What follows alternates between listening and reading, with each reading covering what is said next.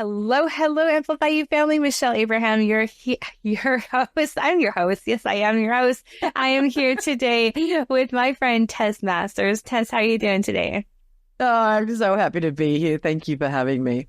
You're so welcome. Well, today we're diving into a behind the mic interview because Brayden and I and the Amplify You team has had the pleasure and honor of helping Tess launch her podcast into this world in the last few months. You're about 15 episodes in and have a show, what I consider to be one of the best podcasts I've ever listened to. And I'm being serious, out of the thousands of episodes I've listened to. It's so good. So good. That is high praise coming from you. Thank you. I take that into my heart. Oh my goodness. You're welcome. And it sucked me in right from episode 1. And I've really enjoyed listening to it. And one of the things I think that really you are masterful at is storytelling. And I mean, your episodes are long considering what most podcasts do these days. And I was not being like, when's this thing going to end? Like ever. Like it's so sucked into the stories and so interested in the topics and what your whole show is about too resonates very deeply with me. So Tessa's show is called It Has to Be Me. And it really is something that is popping up like since in the last few months. I have seen it everywhere in my life, in my business, in everywhere, in situations and decisions. And it's funny, I remember Brayden and I questioned you on the name of it. How tight are you to this word? It has to be me. And I'm so glad you fought for it. So tell us, what does it has to be me mean to you? Yeah, but thank you for questioning me on it, because that call with you was really life-changing for me in so many ways, because when people question you about things, it's a real opportunity for you to get really clear about what you think about something and what your messaging is, and is there another way of doing it or another way of saying it, and it helps you to look at things from a lot of different angles and perspectives. So it was a really important part of the process, but I really was sure in my gut that it has to be me, because whenever I think about making, really big decisions and pivotal moments in my life where I take action on something, it always comes down to that phrase. It has to be me. I want to do this and I am the person to do it. It has to be me to do this. And then you just go for it. There is no fear and doubt. Boom, off you go. Or even if there is fear and doubt, you take action anyway, despite it. And so it really resonated with me. And when, it really came to me through the office hours in my Skinny 60 community, and I have these open office hours every week, and people get really raw and honest and real. And I would use that phrase quite a lot, just say to yourself, it has to be me. Go for this, make this choice, put yourself first, or whatever it is, right? And sometimes it does not have to be me. I don't want to do this anymore. It has to be me to leave that relationship or leave that job or go and do something else. And really, we're making it has to be me choices all day, every day, right? It has to be me to get out of bed. It has to be me to apologize to that person. It has to be me to take responsibility. It has to be me to apply for that job. It has to be me to go to that party or whatever it might be, right? And all of those little micro it has to be me moments are preparing us for those really big it has to be me moments.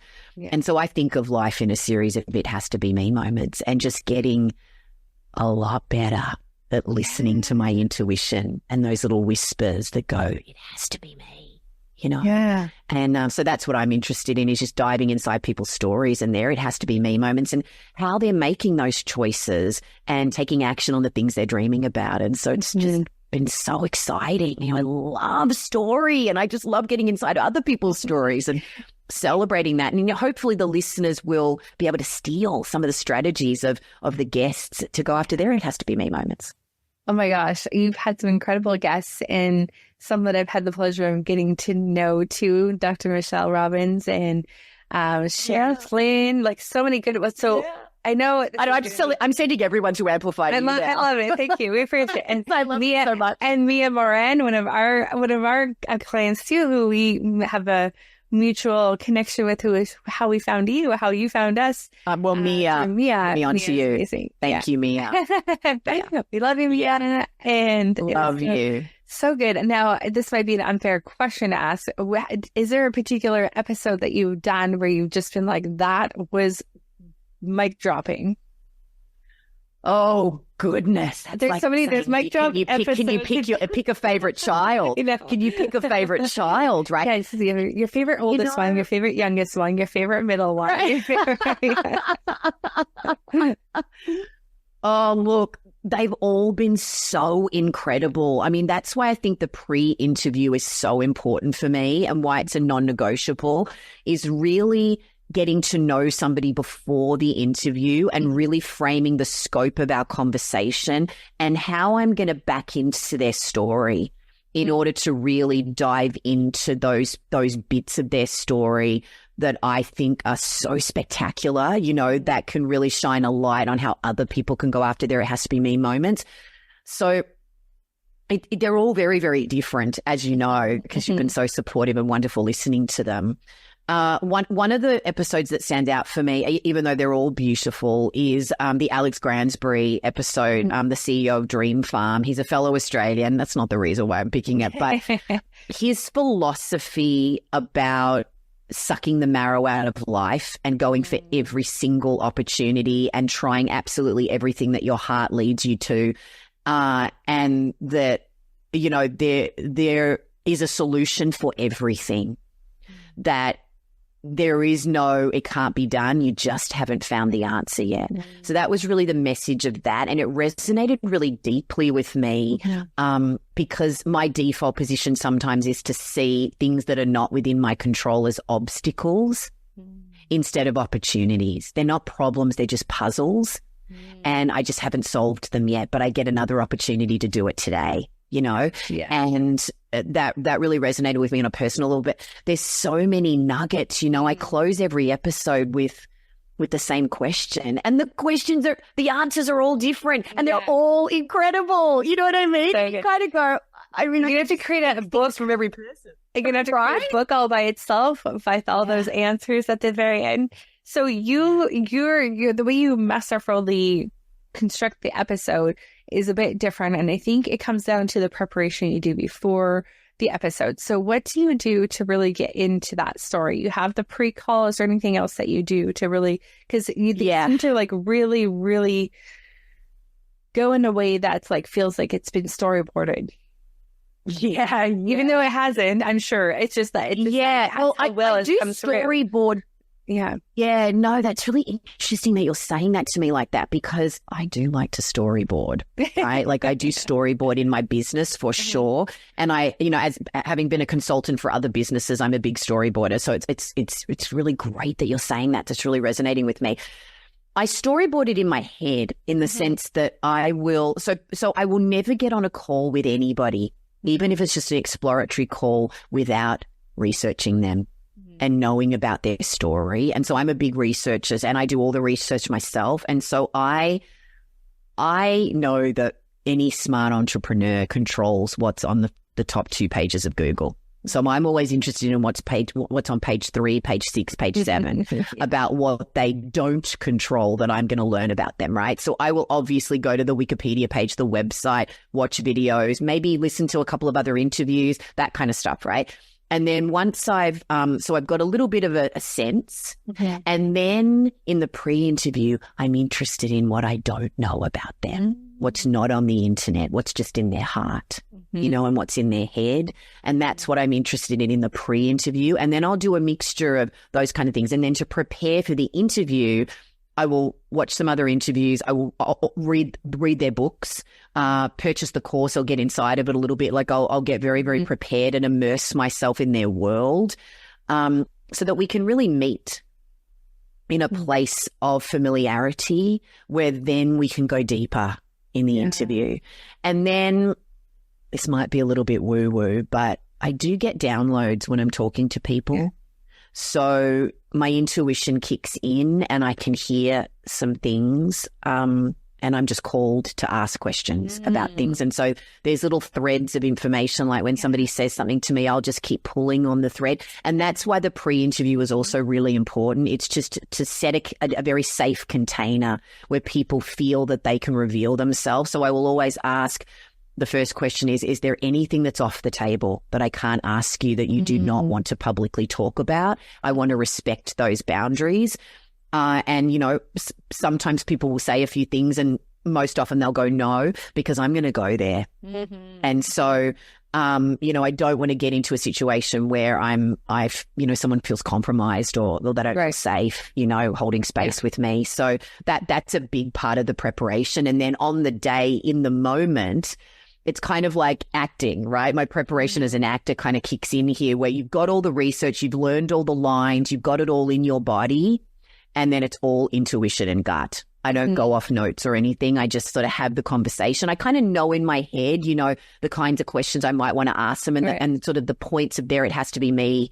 You know, those key, it has to be me moments I want to ask about. But then they might say something to me where I'm like, whoa, I wasn't expecting them to say that. I can't not pull on that thread, you know? Yeah. And then I will always bring it back to making sure that we celebrate what they're doing and making sure that people know where to find them. And you know, I'll always ask them, you know, what is it that you want people to know about right now? You know, so I'll always have that in the back of my mind so that we'll circle back around to that at the end. But yeah, it's, as you would know, because you've been doing it a lot longer than me, you know, it's an art interviewing people. And it's a skill that I'm still honing, you know. So, and then the other part of my preparation is I listen to every episode twice after I finish the episode. So before I do the intro and outro, I will listen to it twice and I'll pull out all of the key moments. And I'll also just be listening for things that I can do better, you know, for next time. So I'm very much in the learning phase, but it's really fun. Yeah. It's joyful. Yeah, it seems like you have fun with it, and you also are able to go deeper with people. And I feel like that there's so many surface level conversations out there on podcasts these days that there's not a lot that can get to the deeper stuff. And I think that the pre-interview helps get out of the surface stuff because you talked about it already and now into like some stuff that's a little juicier and a little bit more life-changing for the listeners, which is really, really the goods. Totally. The only thing I'll say about the pre-interview, though, is that you've got to make sure that you don't schedule it on the same day or too close to the actual interview, because what can happen is you forget what you've talked about and you start referring to things you talked about in the pre-interview, and then the listener has no idea what you're talking about. So that's something that I've learned not to do, you know, particularly for people that have really good memories, you know, but then if you do it, you know, within a few days or ideally a week, you sort of forget about it, you know, and then you come fresh. So yeah, you know, going back to what you were saying about the surface level of different interviews, you know, I'm a bit of a rogue. So when someone gives me a one sheet of standard questions for them, I never ask them those questions. I like it. Because I'm like, that's what everybody else is asking you, you know, like I want to be doing something different and I want to learn things I'm not going to learn about you from those other interviews. So yeah, I kind of almost deliberately don't use those one sheets, you know. Yeah. Absolutely. I think it was Tom Bilyeu where he like does such a good job introducing the person that they've got nothing left to like say that isn't he hasn't already said. So they have no choice except for to go deeper because they've said everything. Yeah, that's a good strategy. That's a good strategy. I might steal a bit of that strategy. Yeah, that's a good one. I think that's a really good one. So now podcasting, as far as like you, so I didn't even tell our listeners or anything about your business. And we talked a little bit about how you have the Skinny 60 program. You also have the Decadent Detox. These are health programs that Tess runs with 30,000 people in them. And she runs them with dietitians a couple of times a year. And then you also have got 4 books that have been, or 3 books that have been published by Penguin Random House, The Blender Girl Smoothies, The Perfect Blend, and all your recipes are at theblendergirl.com. And you've been in tons of media and you are a person of influence. So how does then adding a podcast come into that? And how do you, how do you vision the podcast intertwining with all of those things that you're doing that you've done? You know, I love this because it really is the culmination of all of my talents. You know, I get to use all of the skills that I have in this podcast, you know, so as an actor and a presenter, you know, I've been a facilitator, I've been a speaker, I've moderated panels, I've spoken in front of thousands of people, you know, and so I'm very comfortable in that arena. But I love that it's not about me. I love that it's about celebrating others. And that's a really big part of my personal, mandate as a human. And certainly as a coach, it's not about me. It's about the people in the program. So, as a coach and as a mentor, I get to put that hat on as well and share some of that in the podcast. We talk about health and nutrition a lot. Not always, not every episode is about that. So I get to dive into that world and show, and use those skills there. And really at the end of the day, everything that I do is about listening. And when you're interviewing other people, you have to be listening to all the cues, not just what they're saying, but their body language and, the white space between you, what's not being said. And that's a skill that I got from acting as well. It's not just about what the lines, it's about the space between two people.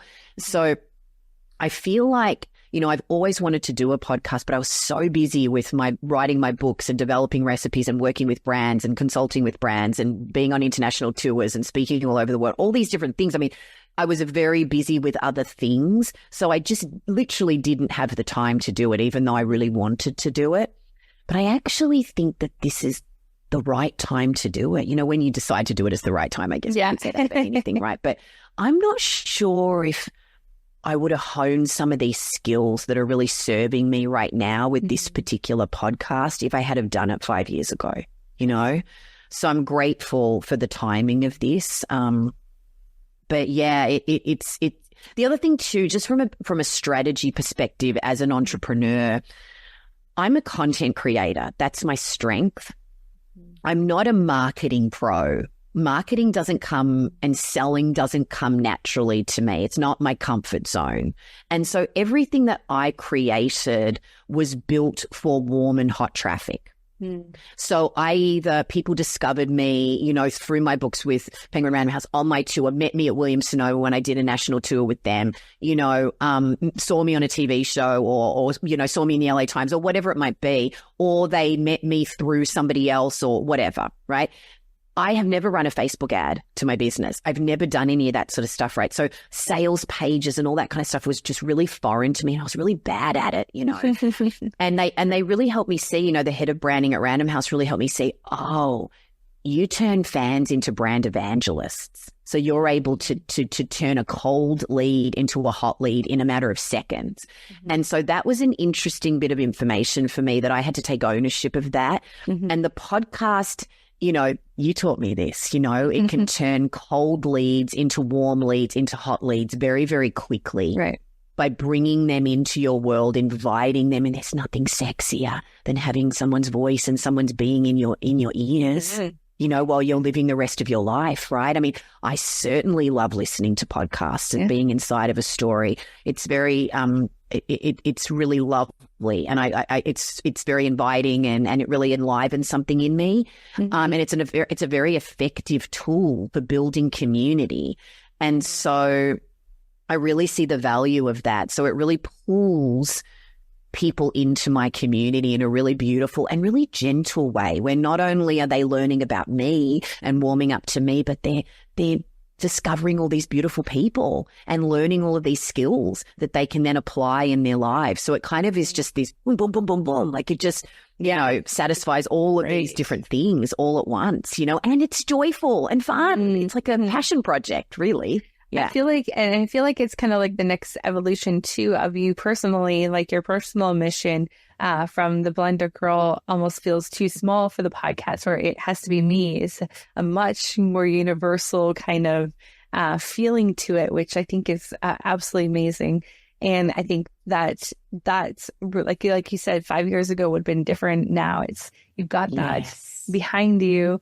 So it's kind of an interesting, different way of bringing your personal mission, I think, out to the world in a bigger way. Yeah, you are absolutely right, Michelle, as you are. And when we spoke, on that strategy call, we really talked about this. And as I expand my brand and what I want to do in the world and the message that I want to share with the world, it's bigger than food. It's bigger than lifestyle. It's bigger than health. It is about claiming all the parts of yourself. I mean, it starts with health. If we're not healthy, everything shuts down, you know, and we're not living in a body that can keep up with our dreams. But it just, you're right. It has to be me in every part of my life, you know? And so being able to use my voice and shine a light on other people's voices and celebrate how they're showing up and helping people step into their it has to be me moments it's a privilege to be able to do that with this podcast.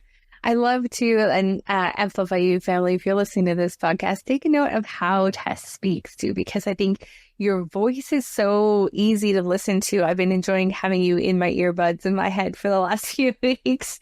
And it's like just that I know you have a background in presenting and acting and everything, but I just love the way that you are interesting to listen to, not just the words, but the way that you are carrying yourself on the interviews. So I think that's a really powerful skill that you probably don't even know that you're using, but it's very clear. It comes across so well. Thank you for saying that. We all hate listening to ourselves, that's for sure. You know, I go, oh gosh, why did I say that? Oh gosh, I sound so abrasive. Oh goodness, why did I squeal like that? You know, and after a while, you just sort of got to let go of it and just go, all you've got to do is just show up as you. Totally. And that's your voice. You know, like, yes, I'm a voice actor. Yes, I'm used to being in front of the microphone. Yes, I've been the voice of huge brands and all the rest of it and video games and all the rest of it. But with the podcast, it's interesting that you're bringing this up. It's just me. And when you're used to putting on different voices and different accents and playing different characters and hiding, you know, in another world, you know, and inhabiting another world, when you've got to show up as you, it's pretty raw.